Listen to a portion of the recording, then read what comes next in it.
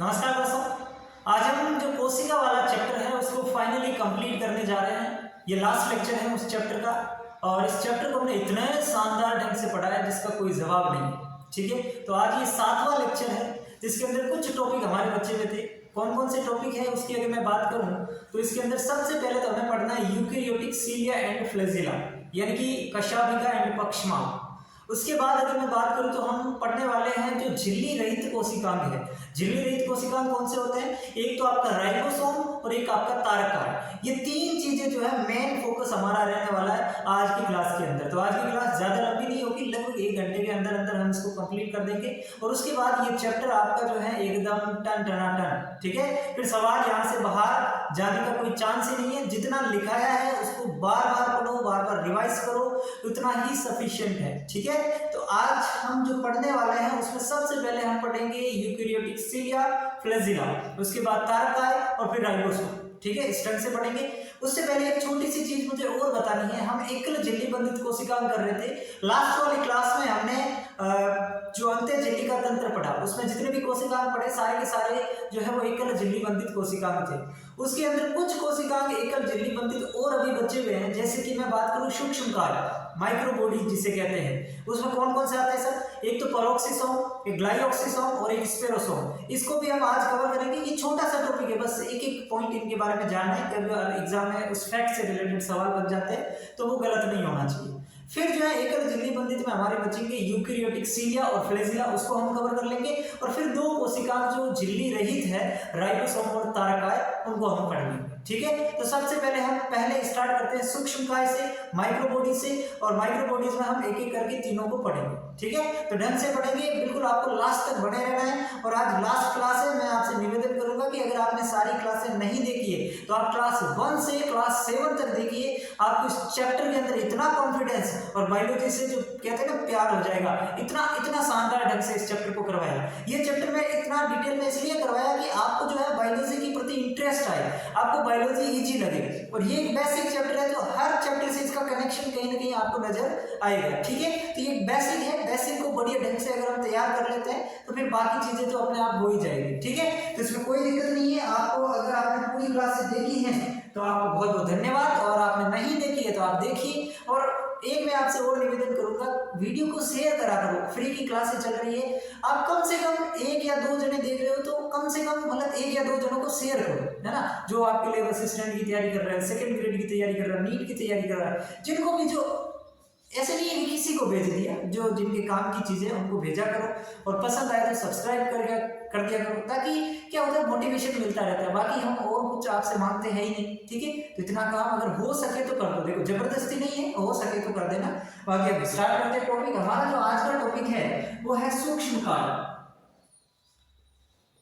सबसे पहले हम क्या पढ़ने वाले हैं? सूक्ष्मकाय। इंग्लिश वाले बच्चों की अगर मैं बात करूं तो इसे इंग्लिश में कहते हैं माइक्रोबॉडीज। क्या कहते हैं? माइक्रोबॉडीज। 3 सूक्ष्मकाय होते हैं। सबसे पहले मैं बात करूंगा पेरोक्सिसोम की। किसकी बात करूंगा? पेरोक्सिसोम। पेरोक्सिसोम। दूसरा जो हम पढ़ने वाले हैं वो होता है ग्लाइऑक्सिसोम। दूसरा जो हम पढ़ेंगे वो क्या हो जाएगा? ग्लाइऑक्सिसोम। और तीसरा जो हम पढ़ेंगे वो पढ़ेंगे स्पेरोसोम।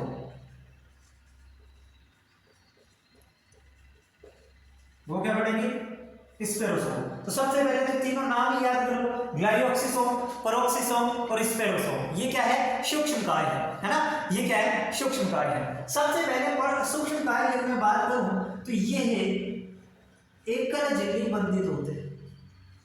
ये मैंने पहले भी बता दी कि ये एकल झिल्ली बंधित है। तो ये तीनों की तीनों क्या है? एकल झिल्ली बंधित छोटे कोशिकांग है ना। छोटे छोटे कोशिकांग होते हैं। बाकी कोशिकांगों की तुलना में इनकी साइज थोड़ी ज्यादा छोटी होती है, तो छोटे कोशिकांग, छोटे कोशिकांग है। ये पादप और जंतु दोनों में पाए जाते हैं। ये पादप व जंतु दोनों में पाए जाते हैं। इस चीज को भी ध्यान रखेंगे, कई बार बच्चे कंफ्यूज हो जाते हैं, कई बार सवाल भी आ जाता है स्टेटमेंट बेस पे। तो ये पादप और जंतु दोनों में पाए जाते हैं।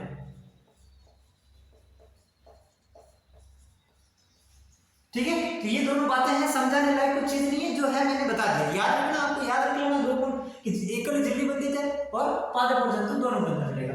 अब अगर मैं बात करूं परोक्सीसोम की, तो जो परोक्सीसोम होता है इसके काम क्या है ना भाई? एकल झिल्ली बंधित है ये हमको पता चल गया, पादप और जंतु दोनों में पाई जाती है, तो ये तो सब के लिए कॉमन है।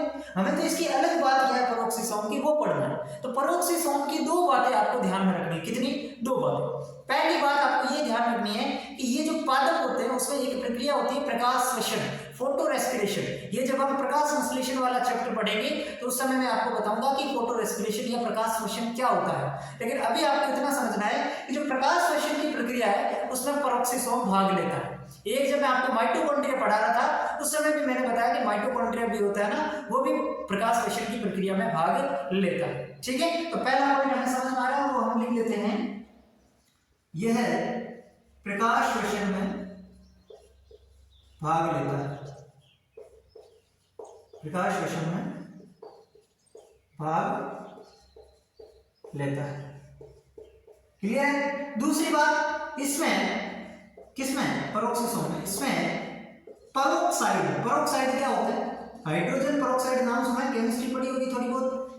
जल का सूत्र क्या होता है? H2O, और हाइड्रोजन परोक्साइड का सूत्र होता है H2O2। यानी ये वाली कंडीशन जिसके अंदर O के ऊपर -1 होता है ना, उसे कहते हैं परोक्साइड कंडीशन। तो जो परोक्साइड होते हैं ना, उस परोक्साइड को बनाने और तोड़ने वाले एंजाइम पाए जाते हैं। इसमें परोक्साइड को बनाने व तोड़ने वाले एंजाइम पाए जाते हैं, तोड़ने वाले एंजाइम पाए जाते हैं।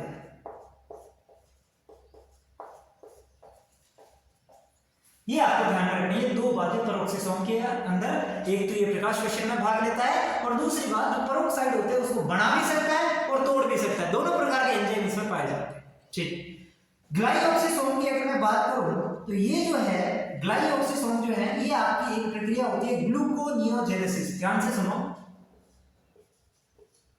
ग्लूकोनियोजेनेसिस ये क्या होता है सर? ग्लूकोनियोजेनेसिस, पहले नाम ढंग से लिखना, ग्लूकोनियोजेनेसिस प्रक्रिया में भाग लेता है, प्रक्रिया में भाग लेता है। ग्लूकोनियोजेनेसिस क्या होता है? जो वसा होती है, वसा, उस वसा के ग्लूकोज में बदलने की प्रक्रिया। वसा यानी फैट जो होता है, उस फैट के ग्लूकोज में बदलने की जो प्रक्रिया होती है उसको हम क्या नाम दे देते हैं? ग्लूकोनियोजेनेसिस का नाम दे देते हैं। तो वसा को ग्लूकोज में बदलने का काम किसका है? ग्लाइऑक्सीसोम का है। ठीक है, तो ये इसका काम समझ में आ गया। ग्लाइऑक्सीसोम का काम हो गया ग्लूकोनियोजेनेसिस, यानी कि वसा को, फैट को ग्लूकोज में कन्वर्ट करने का काम। अब अगर मैं बात करूं स्पेरोसोम की, तो स्पेरोसोम क्या करता है? सबसे पहले तो स्पेरोसोम जो होता है इसे पादप लाइसोसोम भी कहते हैं, इसे पादप लाइसोसोम भी कहते हैं, पादप लाइसोसोम भी कहते हैं। और इसका जो काम होता है वो क्या होता है? यह वसा का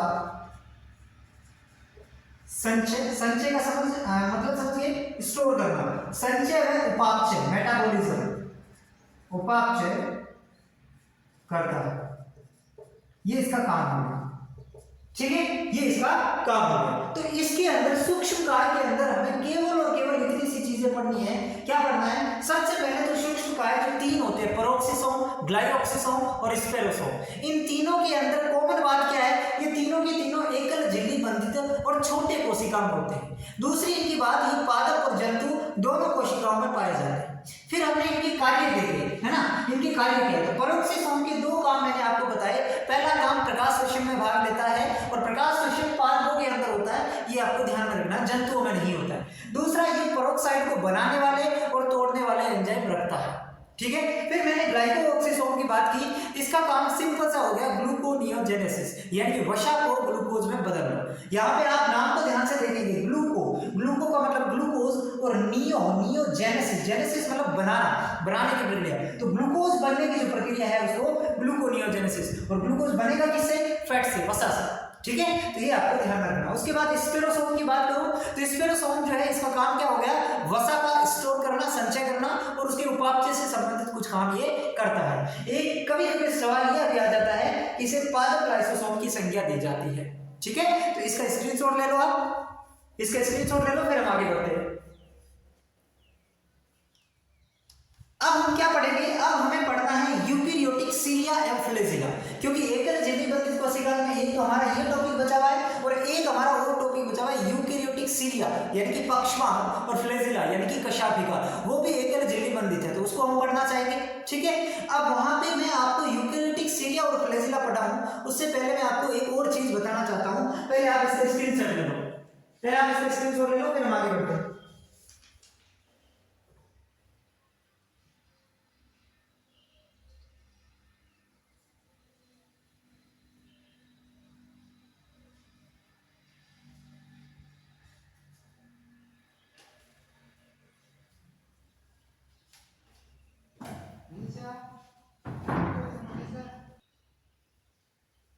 चलो बेटा,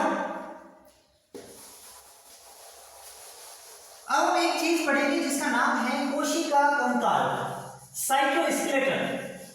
सुना है नाम पहले कि नहीं सुना? सर ये क्यों पढ़ा रहे हो, इसका काम है जब मैं आगे आपको यूकेरियोटिक सीलिया या फ्लैजिला, यूकेरियोटिक सीलिया या फ्लैजिला पढ़ाऊंगा या फिर तारकाई पढ़ाऊंगा, सेंट्रोसोम, तो उन दोनों के अंदर ये काम आने वाले हैं, तो इसको पहले पढ़ लेते हैं ताकि ये हमारा आइडिया खत्म हो जाए। पहले पढ़ लेते हैं। चलो क्या पढ़ रहे हैं हम, कोशिका कंकाल, कोशिका कंकाल। इंग्लिश वाले बच्चे साथ साथ में लिखते लेना, साइटोस्केलेटन, कोशिका कंकाल। किसे कहते हैं कोशिका कंकाल, ध्यान से सुनो। यूकेरियोटिक कोशिका में, ये सिर्फ और सिर्फ यूकेरियोटिक कोशिका में होती है। यूकेरियोटिक कोशिका में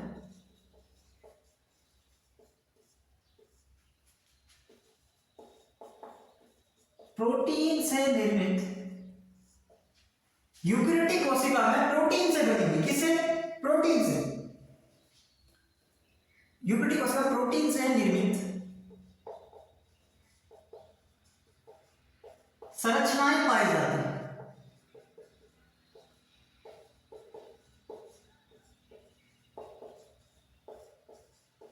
उसे हम क्या कहते हैं, कोशिका कंकाल कहते हैं। और ये यूकेरियोटिक कोशिका के अंदर कहां पे मिलेगी, कोशिका द्रव्य में मिलेगी। कहां पे, साइटोप्लाज्म होता है उसके अंदर ये मिलती है, कोशिका द्रव्य के अंदर मिलती है। तो ये आपको समझना है कि कोशिका कंकाल क्या है, जो यूकेरियोटिक कोशिका है उसका जो कोशिका द्रव्य है, साइटोप्लाज्म है, उसके अंदर प्रोटीन से निर्मित छोटी छोटी संरचनाएं होती है, बेलनाकार संरचना होती है, उसको हम कोशिका कंकाल कहते हैं।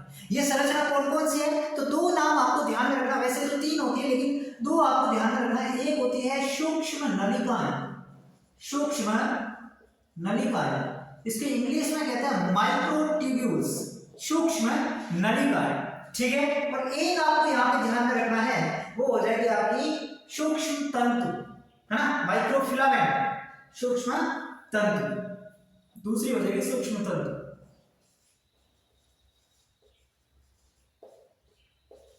सूक्ष्म तंतु। तो ये हो जाएगा माइक्रोट्यूब्यूल्स, ये हो जाएगी माइक्रोफिलामेंट। ठीक है, तो ये तीनों के तीनों आपको सॉरी दो मैंने आपको बताए, दो ध्यान में रखने हैं, एक सूक्ष्म नलिका माइक्रोट्यूब्यूल्स और एक सूक्ष्म तंतु माइक्रोफिलामेंट। सूक्ष्म तंतु का ज्यादा कोई रोल नहीं, केवल इसके बारे में एक दो बातें जानिए, लेकिन ये आगे भी काम आएगा जब सीलिया और फ्लैजिला पढ़ेंगे और तारकाई पढ़ेंगे उस समय भी काम आएगा। सूक्ष्म नलिका की अगर मैं बात करूं तो ये जो है ठोस, लंबी, बेलनाकार संरचना, ठोस लंबी बेलनाकार संरचना। यहां पे इसके अंदर और इसके अंदर डिफरेंस क्या, सॉरी ये ठोस नहीं है, खोखली, खोखली, खोखली, लंबी और बेलनाकार संरचना। जबकि इसकी अगर मैं विशेषता बताऊं तो ये हो जाएगी ठोस, लंबी, बेलनाकार संरचना। यानी कि केवल और केवल डिफरेंस क्या है, केवल और केवल जो अंतर हमें नजर आ रहा है वो क्या है कि ये तो है आपकी खोखली और ये है ठोस। बस इतना सा दोनों के अंदर अंतर है कि जो सूक्ष्म नलिका होती है वो होती है खोखली, जबकि ये है ठोस। दोनों ही लंबी और नलिकाकार संरचना होती है। इसकी अगर व्यास की मैं बात करूं कि ये कितनी होती है, इसका व्यास होता है लगभग 25 नैनोमीटर और इसका जो व्यास होता है वो होता है 6 नैनोमीटर। यानी कि ये जो है ये छोटी भी होती है, व्यास भी इसका कम होता है। भाई पाइप होता है तो इस पाइप का जो है ये वाला एरिया क्या कहते हैं, व्यास कहते हैं इसको। तो ये व्यास, ये इसको व्यास कहते हैं। तो ये इसका 25 है, ये इसका 6 नैनोमीटर हो जाएगा, नैनोमीटर में, ठीक है। अब देखो सूक्ष्म नलिका होती है ये अल्फा व बीटा ट्यूबुलिन प्रोटीन से बनी होती है। ट्यूबुलिन, ये नाम सुना है, ट्यूबुलिन प्रोटीन से बनी होती है। और ये जो ट्यूबुलिन प्रोटीन होता है ये कैसा होता है, असंकुचनशील प्रोटीन होता है, असंकुचनशील। ये क्या होता है, असंकुचनशील प्रोटीन।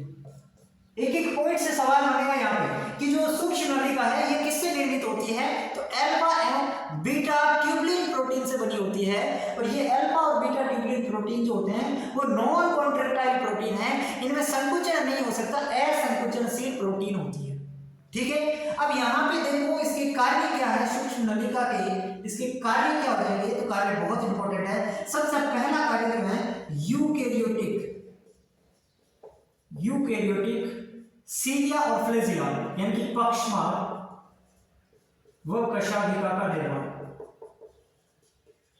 कशाभिका का निर्माण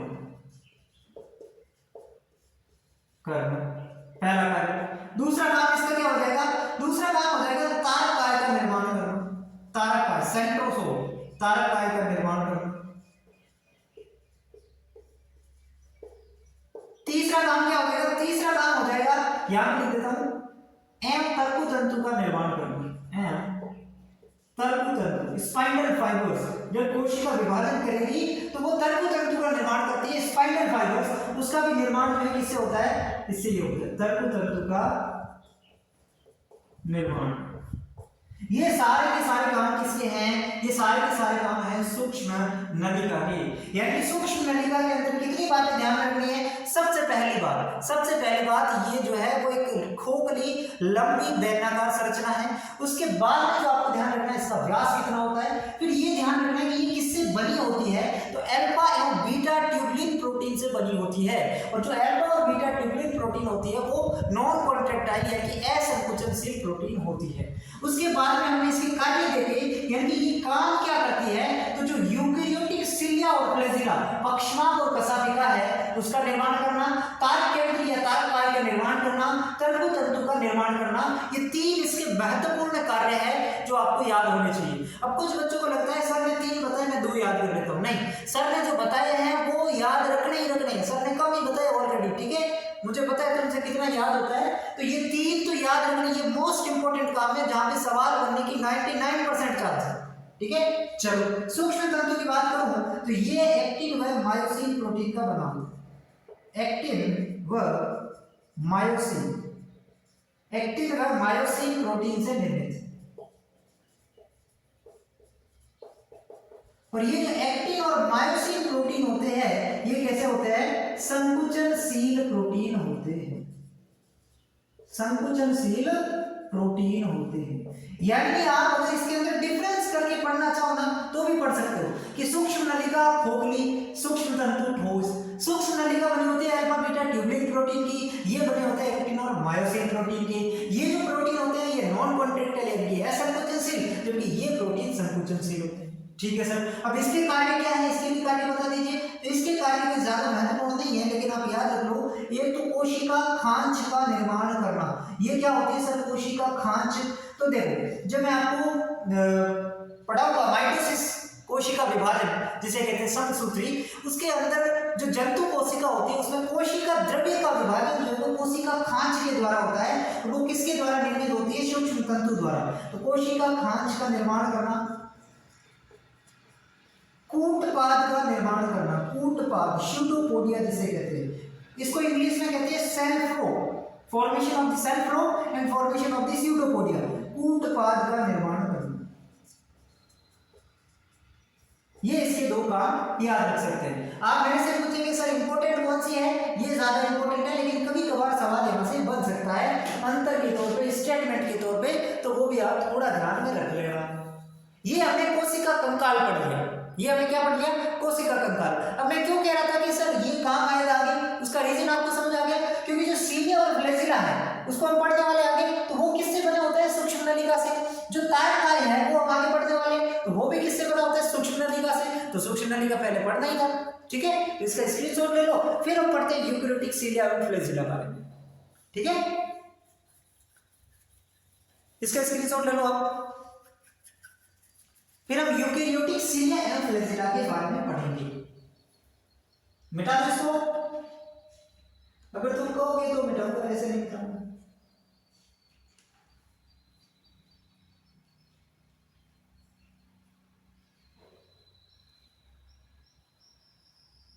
मिटाओ, चलो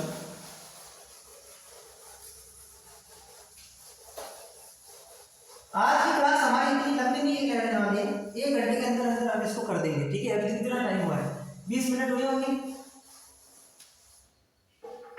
अब हम क्या पढ़ते हैं, यूकेरियोटिक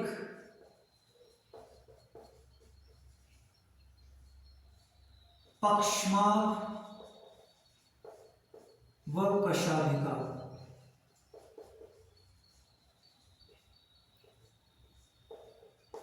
ये पढ़ने वाले यूकेरियोटिक पक्षमार्ग व कशाभिका। इतनी चीज तो पता है कि एकल झिल्ली बंधित कोशिकाएं हैं, ये भी नहीं पता, एकल झिल्ली बंधित कोशिका, एकल झिल्ली बंधित होते हैं। और क्या याद रखना, गमन में सहायता करते हैं, गमन में सहायता, गमन में सहायता करते हैं, यानी कि इनका जो उद्देश्य होता है गति करना। दोनों का एक ही काम है, सीलिया का और फ्लैजिला का गति के लिए दोनों उत्तरदायी होते हैं, ठीक है। तो काम मतलब ये पता चल गया। और क्या जाना, यूकेरियोटिक और यूकेरियोटिक सीलिया और फ्लैजिला के बारे में जो काम, क्या बोल रहा हूं, यूकेरियोटिक सीलिया और फ्लैजिला एकल झिल्ली बंधित कोशिकाएं हैं, इतना आपको समझ आ गया। दूसरा बात, इन दोनों का एक ही काम है गमन का, गति के लिए उत्तरदायी होते हैं। ये तो इनकी होगी सेम प्रॉपर्टी, समान गुण। अब हम पढ़ेंगे कि इनके अंदर डिफरेंस क्या है, सीलिया और फ्लैजिला अलग अलग है, पक्षमार्ग और कशाभिका नाम अलग अलग है, तो कुछ तो अंतर होगा, तो वो अंतर हम जान लेते हैं, ठीक है। इधर मैं लिख देता हूं पक्षमार्ग और इधर मैं लिख देता हूं कशाभिका, ठीक है। सबसे पहला अंतर, सबसे पहला अंतर, सीलिया जो होते हैं ये क्या होते हैं, संख्या में ज्यादा और आकार में छोटे, संख्या में ज्यादा, आकार में छोटे। तो ये क्या होगा, इसका उल्टा हो जाएगा, संख्या में तो होंगे कम, संख्या में क्या होते हैं, कम होते हैं, और आकार में बड़े हो जाएंगे। ये तो बात बिल्कुल लॉजिकल लग रही है कि अगर संख्या ज्यादा है तो आकार छोटा होगा, ऑब्वियसली बात है, और आकार बड़ा है तो संख्या कम हो जाएगी, है ना। तो ये तो बात समझ में आ रही है। और क्या होगा सर, और आप ये याद रखना कि पक्षमार्ग होते हैं ये मिलजुल कर काम करते हैं, ये मिलजुल कर काम करते हैं,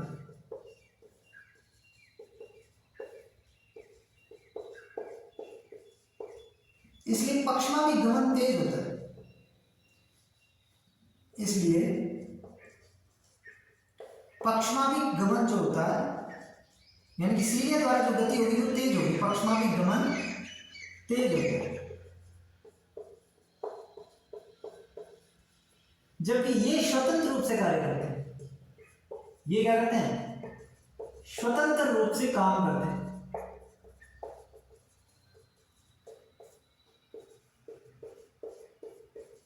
तो कशाभिका की गति धीमी होती है, कशाभिका की गति धीमी होती है।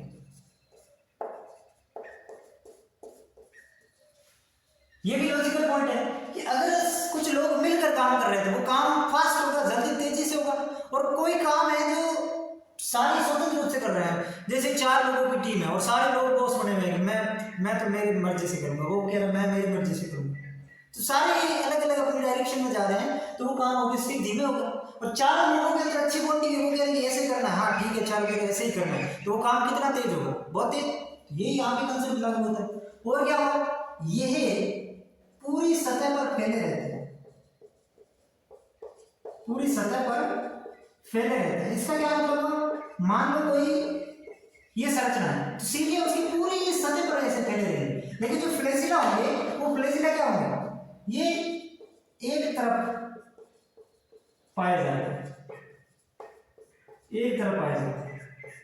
कैसे, मान लो ये संरचना है, इसके अंदर इधर ये फ्लैजिला है, इनकी एक निश्चित दिशा में ये पाए जाते हैं एक तरफ, तो ये पूरी सतह पर ही फैले रहते हैं। और क्या पता, बस इतना ही है, इतना ही है बस। पक्षपात के बारे में एक बात और मैं बताना चाहूंगा, ये नोट करके लिख लेना, नोट। सीरिया जो होता है, पक्षपात जो होता है, वो नाव के चप्पू की तरह कार्य करता है। पक्षपात, ये कई बार सवाल आ जाता है स्टेटमेंट के तौर पे, पक्षपात नाव के चप्पू की तरह। चप्पू क्या होता है, नाव के चप्पू की तरह कार्य करते हैं। चप्पू क्या होता है पता है, ये मान लो बोट है, ठीक है, ये क्या है, बोट है, जो भी है ठीक है, ये बोट है। इस बोट के अंदर जो है, मान लो ये नाविक है, वो नाविक जो है वो एक साइड में ऐसे ऐसा ऐसा होता है, उसको ऐसे हिलाते रहता है, ऐसे ऐसे। समुद्र में जब नाव आगे चलती है, वो पानी को उससे पीछे धकेलता रहता है। तो जो सीरिया होता है ना, वो भी वैसे ही काम करते हैं, है ना, जैसे वो पीछे कैसे करते हैं, बिल्कुल वैसे ही जो है काम करने की जो है प्रवृत्ति किसमें होती है, पक्षपात में होती है। इसलिए ये बात कही गई है कि जो सीरिया होते हैं वो नाव के चप्पू की तरह काम करते हैं, ठीक है। तो ये आपको स्क्रीनशॉट लो इसको, फिर एक बार मैं वापस समझा, ले लिए स्क्रीनशॉट। देखो अब हम समझते हैं इसके अंदर अंतर, एक बार मैं फिर से बता देता हूँ। सीरिया फ्लैजिला, इधर है हमारा पक्षपात, इधर है कैसा, संख्या में ज्यादा आकार में छोटे, संख्या में कम आकार में बड़े। ये जो सीरिया होते हैं वो एक साथ मिलजुल के काम करेंगे, तो सीरियली जो मूवमेंट होगा वो क्या होगा, तेज होगा। जबकि ये जो होते हैं कशाभिकाएं, ये स्वतंत्र रूप से काम करते हैं, तो ये गमन थोड़ा धीमे होगा। ये सीरिया किसी भी संरचना की पूरी सतह पर फैले हुए रहते हैं, पूरी जगह पे पाए जाएंगे, पूरे सरफेस पे फैले रहते हैं, जबकि ये एक किनारे की तरफ स्थित रहते हैं, एक साइड स्थित रहते हैं। ये बस इतना से याद रखना है। और फिर ये याद रखना है कि सीरिया कैसे काम करते हैं, नाव के चप्पू की तरह काम करते हैं, ठीक है बेटा।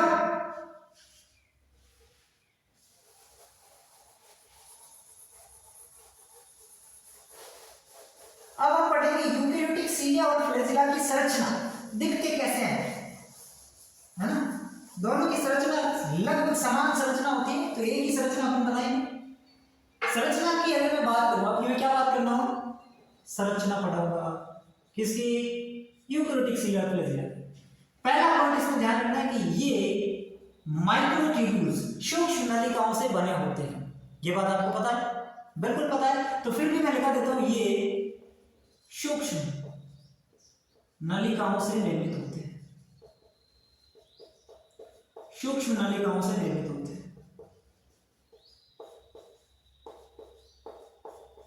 इनमें सूक्ष्म नलिकाओं की व्यवस्था, सूक्ष्म नलिकाओं की व्यवस्था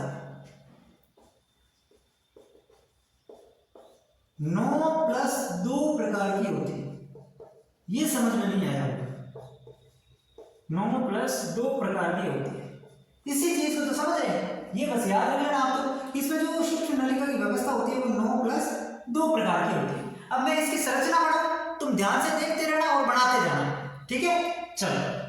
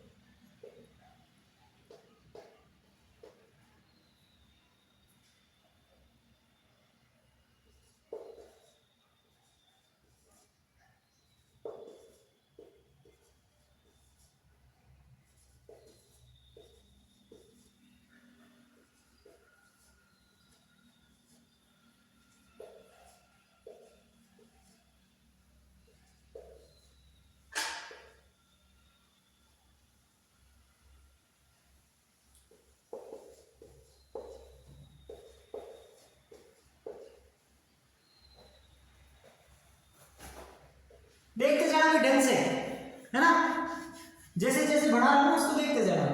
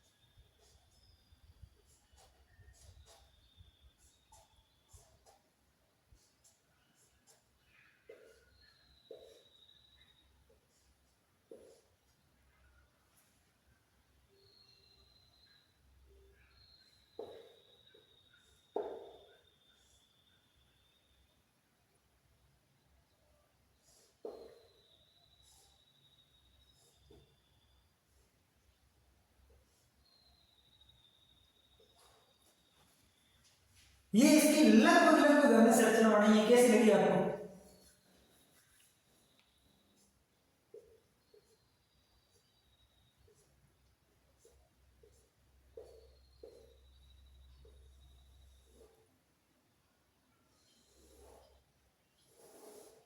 ये है आपका यूकेरियोटिक सीलिया और फ्लैजिला। चित्र समझ में आया कि नहीं आया? जो बच्चा इंटेलिजेंट होगा, जिस बच्चे के अंदर ये पता है कि सर साथ में बना रहे हैं, मैं देखता जाऊं कैसे बना रहे हैं, वो तो इसको सीख गया। और जो सर बता देंगे, सर अभी बताएंगे, सर अभी खुद बना रहे हैं, एक ये दिमाग वाले भी बच्चे होते हैं। मैं तुम्हें क्रिटिसाइज नहीं कर रहा हूँ, मैं तुम्हें ये कह रहा हूँ कि आप सीखो। उनके बराबर आप क्यों नहीं आना चाहते? आओ। आप जब मैं ये बना रहा था तो आपको ध्यान रखना था कि कैसे बनाना है। चीजें मैं बताऊंगा, पूरी बताऊंगा, और आपको समझ में भी आएगा। जिसको नहीं आएगा उसको भी आएगा, और जिसको आ गया उसको और बढ़िया ढंग से आ जाएगा। लेकिन आप मेरे से फास्ट काम करो, सोचिए तो कितना बढ़िया होगा, है ना। चलो सर आप ज्यादा पंचायती मत करो, पढ़ाओ, ठीक है। यहाँ पे देखो, मैंने ये कहा कि 9+2 प्रकार की संरचना होती है। क्यों कहा? इसको गिनिए, 1 2 3 4 5 6 7 8 9, कितने हैं? 3 ये 6 और 9 है, तो ये हो गए 9, और बीच में है 2 1 2, यानी कि 9+2 प्रकार की व्यवस्था। सर ये है क्या? इसको हम बोलते हैं फाइब्रिल। क्या बोलते हैं? फाइब्रिल। इस एक फाइब्रिल के अंदर 2 सूक्ष्म नलिका है। एक फाइब्रिल के अंदर कितनी सूक्ष्म नलिका है? 2 सूक्ष्म नलिका है कि नहीं है? ए और बी, है ना, ए और बी, ए और बी। तो टोटल इसके अंदर कितने फाइब्रिल हो गए? टोटल कितने फाइब्रिल हो गए? टोटल इसके अंदर हो गए 9 फाइब्रिल, ठीक है। अब देखो यहां पे बीच में क्या है? ये जो होता है ना, ये सेंटर के अंदर क्या है? ये सिंगल एंड है, इसको मैं लिख देता हूं। ये इसकी फाइब्रिल 2 सूक्ष्म नलिका कौन कौन से? एक ए और एक बी। ये आपको समझ आ गया? अब यहां पे ये जो बीच में है, ये इसे बोलते हैं सेंट्रल सिंगल एंड। सेंट्रल यानी कि केंद्रीय सिंगल एंड, यानी कि सिंगल, ठीक है। और इसके बाद जो आवरण बनी हुई है, ये जो परत बनी हुई है, इसको नाम दे देते हैं सेंट्रल शीथ। इसको क्या नाम दे देते हैं? सेंट्रल शीथ, ठीक है। अब यहां पे जो ए है, इससे 2 भुजा निकली हुई रहती है, इससे 2 भुजा निकलती है, और ये जो 2 भुजा है ये किससे बनी होती है? डायनिन प्रोटीन से बनी होती है। डायनिन प्रोटीन से बनी होती है,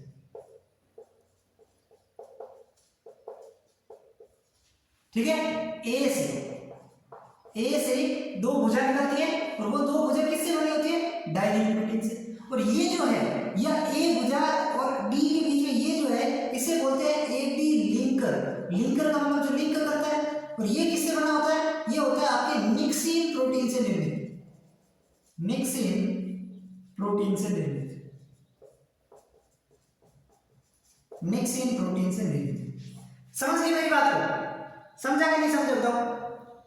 आसान चीजें हैं, अगर आपको समझ में आई तो बढ़िया, नहीं तो फिर मैं और बताऊं। हाँ, ये जो ये यहां से इसको ये जोड़ रहे हैं, इस फाइब्रिल को बीच वाले से जोड़ते हैं, उसको बोलते हैं रेडियल स्पोक।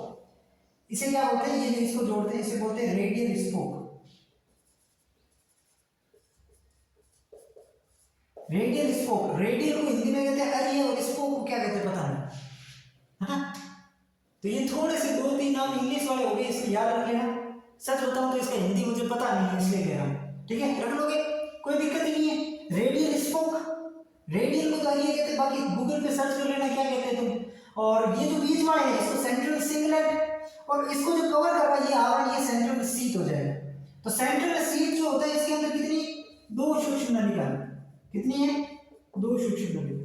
तो आपसे पूछ ले कि टोटल सूक्ष्म नलिका कितनी होती है, आपसे पूछ ले यूक्रेटिक सीलिया और फ्लैजिला में टोटल सूक्ष्म नलिका कितनी होती है, तो टोटल इसके अंदर जो सूक्ष्म नलिका होगी वो होगी 20।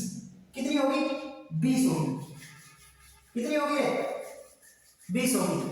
कैसे होगी 20, देखो 9 ये फाइब्रिल है, 9 फाइब्रिल है, और प्रत्येक फाइब्रिल में 2 सूक्ष्म नलिका, यानी 9 दूनी 18 और 2 बीच में सिंगल, तो 20 होगी ना। टोटल 9 फाइब्रिल, तो इसके अंदर 18 सूक्ष्म नलिका हो जाएगी, है ना। और 2 सूक्ष्म नलिका क्या है, सेंट्रल सिगरेट में, तो टोटल जो है, टोटल आपकी कितनी हो जाएगी, 20 सूक्ष्म नलिका पाई जाती है। किसमें, यूकैरियोटिक सीलिया और फ्लैजिला में, जिसमें से 9 तो है परिधीय भाग पर फाइब्रिल में, और ये है केंद्रीय भाग पर। परिधीय भाग में 2-2 होती है और केंद्रीय भाग में 1-1 होती है, ठीक है। तो ये आपको ध्यान रखना है, ये पूरी स्ट्रक्चर है। पहले आप इसका स्क्रीनशॉट लो, फिर मैं एक एक चीज आपको फिर से बताऊं, उसके हिसाब से आप लिख लेना। पहले स्क्रीनशॉट ले लो इसे, ले लिया। एक बार फिर ढंग से सुनो, जिसको समझ में नहीं आया वो दोबारा सुनो, समझ में आएगा। सुनो, सबसे पहले यूक्रेटिक सीलिया और फ्लैजिला बने किससे होते हैं, माइक्रोट्यूब्यूल से। ये सारे जो दिख रहे हैं ये माइक्रोट्यूब्यूल्स बने हुए हैं, ठीक है, माइक्रोट्यूब्यूल से बने होते हैं। अब इसमें जो माइक्रोट्यूब्यूल्स है, माइक्रोट्यूब्यूल्स मतलब सूक्ष्म नलिका, उसकी व्यवस्था होती है 9+2 प्रकार की। इसका क्या मतलब हुआ, इसी से हमें सब कुछ याद रखना है। 9+2 प्रकार का मतलब है 9 तो इसके परिधीय भाग पर है, 9 तो इसके परिधीय भाग पर, 9 सूक्ष्म नलिका नहीं है, 9 फाइब्रिल है परिधीय भाग में। और फाइब्रिल जो है एक के अंदर 2 सूक्ष्म नलिका, यानी कि टोटल 18 सूक्ष्म नलिका इसके परिधीय भाग पर है। और 9+2 यानी कि 2 इसके केंद्रीय भाग में है, और ये सिंगल होगी तो यहाँ पे 2 हो जाएगी, यानी कि टोटल कितनी होगी, 20 होगी। फिर मैंने कहा ये है सेंट्रल सिंगलेट, इसको बोलते हैं, जो कि एक सूक्ष्म नलिका बीच में पाई जाती है।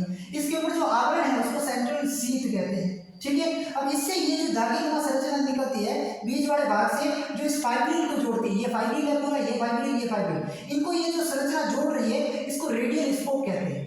ये तंतु शायद इसको हिंदी में कहते हैं, ठीक है। उसके बाद यहाँ पे जो एक फाइब्रिल में 2 सूक्ष्म नलिका ए और बी, इसमें से जो ए है इससे 2 भुजा निकलती है, और ये दोनों भुजा किससे बनी होती है, डायमीन प्रोटीन से बनी होती है ना।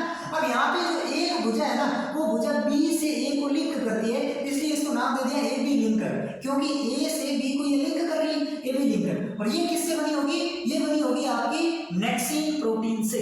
तो ये चीज आपको समझनी थी, इसको आप लिख भी सकते हैं। अगर आपको समझ में नहीं आ रहा है तो आपको लिखना है इसे, कि जो यूक्रेटिक सीलिया और फ्लैजिला है उसके केंद्र में 2 एकल सूक्ष्म नलिका पाई जाती है, और इसके परिधीय भाग पर 9 फाइब्रिल होते हैं, जिसमें प्रत्येक फाइब्रिल के अंदर 2 सूक्ष्म नलिका होती है।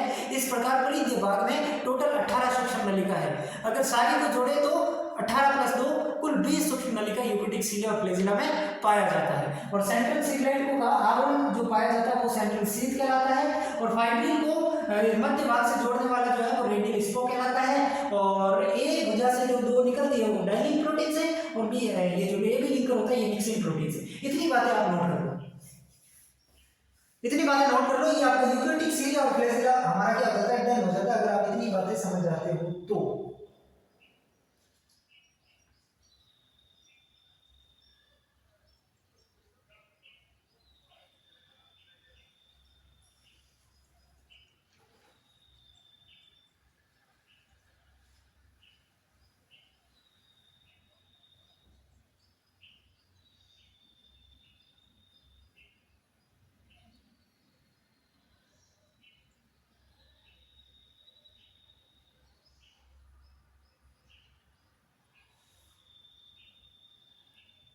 बेटा चलो, अब हमारा फाइनली जो टॉपिक बचा वो है तारक का। यानी अब हम झिल्ली रहित संरचना पढ़ने जा रहे हैं। एकल झिल्ली बंदी सारे यहाँ पे क्या होते हैं, समाप्त हो जाते हैं।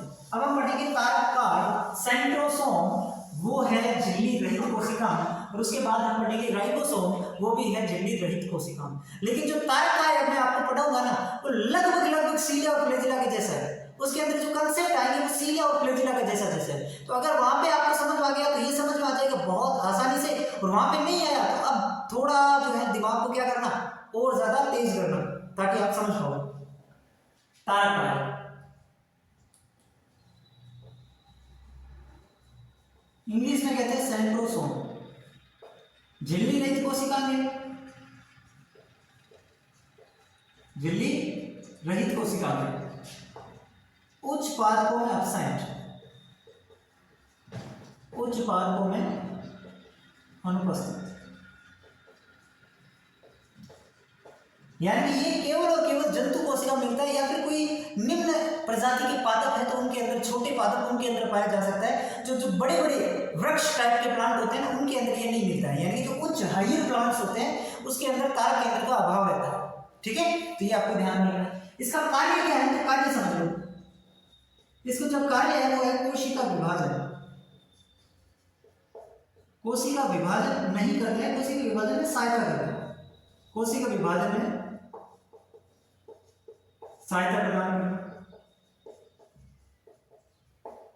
और जो शुक्राणु होता है उसकी पूंछ का निर्माण करना, शुक्राणु की पूंछ का निर्माण करना।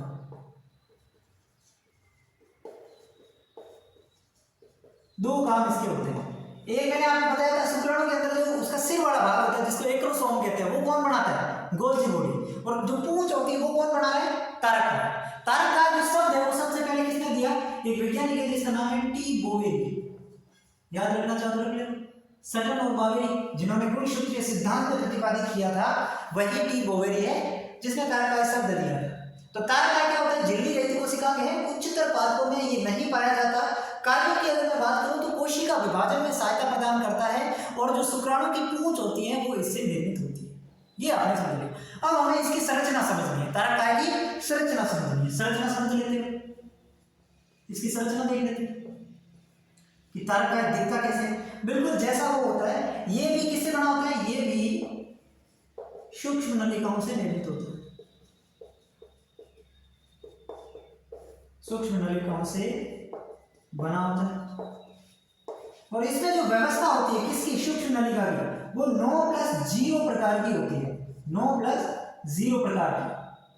ठीक है, तो ये आपको याद रखना है। जैसे कि सीलिया और फ्लैजिला में 9+2 प्रकार की थी, इसमें 9+0 प्रकार की। देखो संरचना देखो एक बार,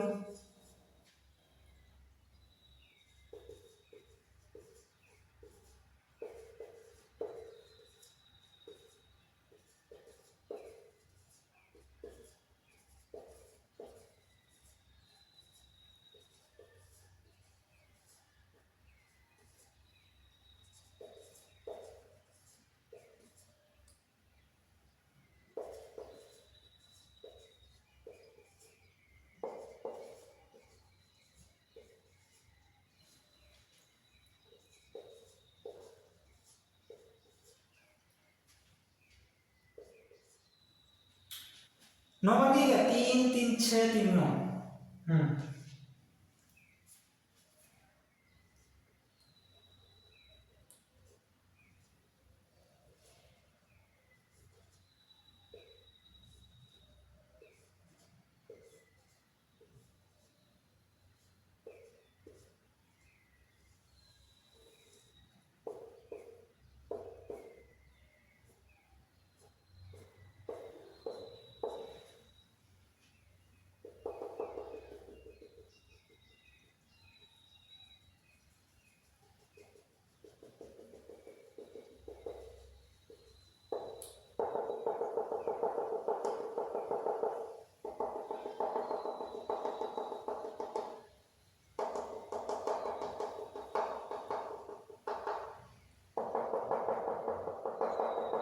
ये इसकी संरचना हो गई। ये कौन है भाई, मतलब क्या है ये, किसकी संरचना, कौन तो क्या है, तारक कार्ड। अब कुछ समझ में आ रहा है। ये क्या हो गया, पूरा फाइब्रिल, और अब इसके एक फाइब्रिल के अंदर कितनी है? 3 सूक्ष्म नलिका। कितनी है? 3 सूक्ष्म नलिका। और टोटल ऐसे फाइब्रिल कितने हैं? 9 फाइब्रिल के अंदर सूक्ष्म नलिका कितनी हो जाएगी? 9 × 3 यानी कितनी? 27। और परिधीय भाग तो क्या है? 0। यानी यहाँ पे ये जो संरचना दिख रही है ये सूक्ष्म नलिका नहीं है, ये क्या है? प्रोटीन निर्मित हब, प्रोटीन निर्मित संरचना है जिसको हम नाम दे देते हैं हब। ठीक है, तो यहाँ पे टोटल 27 सूक्ष्म नलिका पाई जाती है। किसके अंदर? तारकाय के अंदर। तारकाय जो होता है उसमें 27 सूक्ष्म नलिका है। क्यों? क्योंकि 9 + 0 प्रकार की व्यवस्था, यानी कि 0 मध्य में तो कोई सूक्ष्म नलिका नहीं, और 9 होते हैं परिधीय भाग पर 9 फाइब्रिल, एक फाइब्रिल में 3 सूक्ष्म नलिका, 9 × 3 27 सूक्ष्म नलिका टोटल इसमें पाई जाती है। और ये वाला जो होता है ये प्रोटीन निर्मित संरचना होगी, और ये इसको जोड़ता है, ये आपको पता ही है। ये क्या हो जाएगा? रेडियल स्कोप हो जाएगा, रेडियल स्कोप हो जाएगा। एक मैं इसको जोड़ना भूल गया, ए और सी आपस में जुड़ जाते हैं। ये जैसे उसमें ए और बी जुड़ते थे, इसमें ए और सी जुड़ जाएंगे, तो इसको हम क्या नाम देते थे? ए और सी। इसको एसी लिंकर नाम दे देते हैं। क्या देते हैं? AC linker. ए और सी को जोड़ता है एसी लिंकर। और ये जो है ये एक अक्रिस्टलीय द्रव्य होता है। ठीक है, ये एक अक्रिस्टलीय द्रव्य है जो इसके चारों तरफ पाया जाता है, जिसको मैश्यूली नाम दे देते हैं, मैश्यूली। ये भी आपको ध्यान रखना है, इसको क्या नाम दे देते हैं? मैश्यूली। समझ में आया? ठीक है, तो ये यहाँ पे क्या है? ट्रिपलेट है। 9 है ना, ये ट्रिपलेट है। ट्रिपलेट मतलब 3 है इसके अंदर, वो वहां पे डुप्लेट था, 9 + 2 व्यवस्था। ठीक है, तो ये होगी तारकाय की संरचना। अब यहाँ पे एक बात इंपॉर्टेंट और है जो आप नोट करो खुद, मेरे पास जगह नहीं है यहाँ पे लिखने के लिए, खुद नोट करो, पहले नोट करो, पहले इसका स्क्रीनशॉट लो। लेकिन अब देखो, अब एक बात नोट करो कि जो तारकाय होता है, तारकाय में एक जो है वो प्रोटीन निर्मित हब, उससे 9 रेडियल स्पोक निकलते हैं। उससे क्या निकलते हैं? 9 रेडियल स्पोक निकलते हैं, और किनारे की तरफ 9 फाइब्रिल पाए जाते हैं, जिससे इसकी जो संरचना है वो गाड़ी के पहिए की जैसी दिखाई देती है। ये इंपॉर्टेंट है, सवाल आ सकता है यहाँ पे। याद रखना, 9 फाइब्रिल, 9 रेडियल स्पोक और एक सेंट्रल हब की वजह से तारा केंद्र की संरचना गाड़ी के पहिए नुमा दिखाई देती है। किसके समान? गाड़ी के पहिए नुमा। ठीक है, ये आपको ये लिखना है, ये लिखना है आपको। क्यों दिखाई देती है? बीच में एक सेंट्रल हब, ये बिल्कुल ये सही ढंग से बना नहीं, ये जो टायर होता है बिल्कुल उसके जैसा ये दिखाई देता है, तो इसलिए इसे कहते हैं कि ये गाड़ी के पहिए नुमा संरचना दर्शाता है। ठीक है, तो स्क्रीनशॉट ले लो, ले लिया होगा आपने। अब हमारा एक छोटा सा टॉपिक और बचा हुआ है, वो है राइबोसोम। पढ़ ले उसको भी, पढ़ ले, तो फिर इसको मिटाओ अगर वो पढ़ना चाहो तो। ठीक है, अब हम पढ़ेंगे राइबोसोम, और आज हमारा फाइनल टॉपिक, और इस चैप्टर का भी फाइनल टॉपिक राइबोसोम। सबसे लास्ट में अपन कर रहे हैं राइबोसोम को।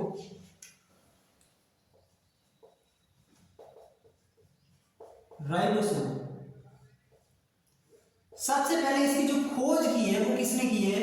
खोज की है इसकी जॉर्ज पैलाडे ने।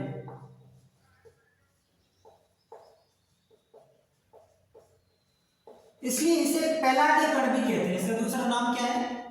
पैलाडे कण भी कहा जाता है। क्यों कहा जाता है समझ गए? और क्या सर, इसे प्रोटीन की फैक्ट्री कहते हैं। इसे क्या कहते हैं?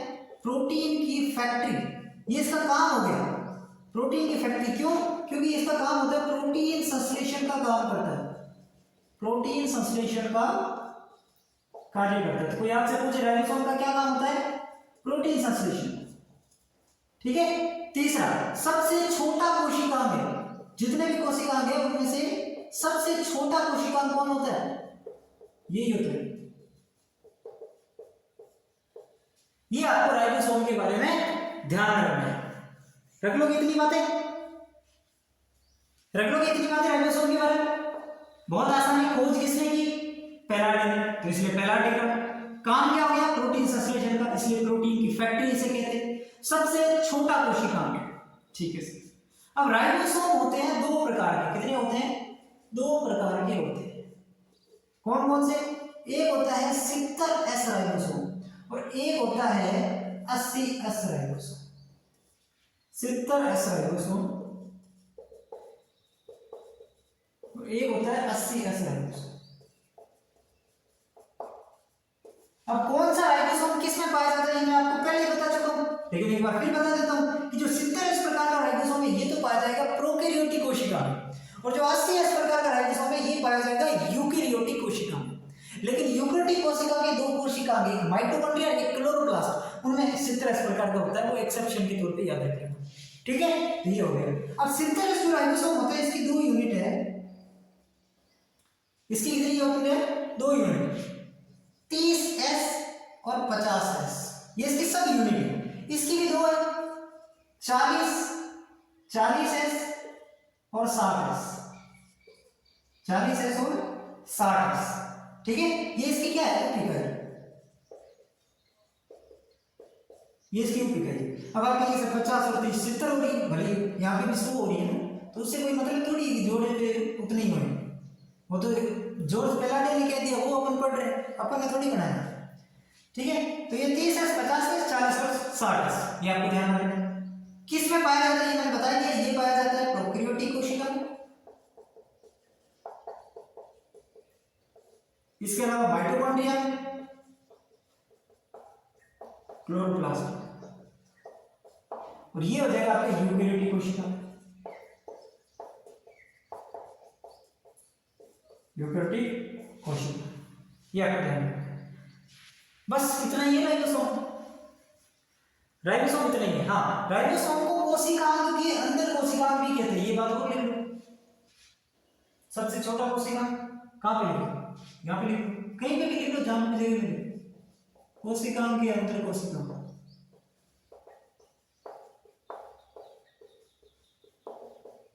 ये सारे संज्ञा इसको दी जाती है, ठीक है। अब एक छोटी सी बात और नोट कर लो कि जो प्रोटीन संश्लेषण का काम करता है राइबोसोम, तो ये दोनों ओपिकाई आपस में जुड़ती है और इनके जुड़ने के लिए मैग्नीशियम तत्व आवश्यक होता है, मैग्नीशियम Mg+2 आवश्यक, पूरा ये लो। प्रोटीन संश्लेषण के दौरान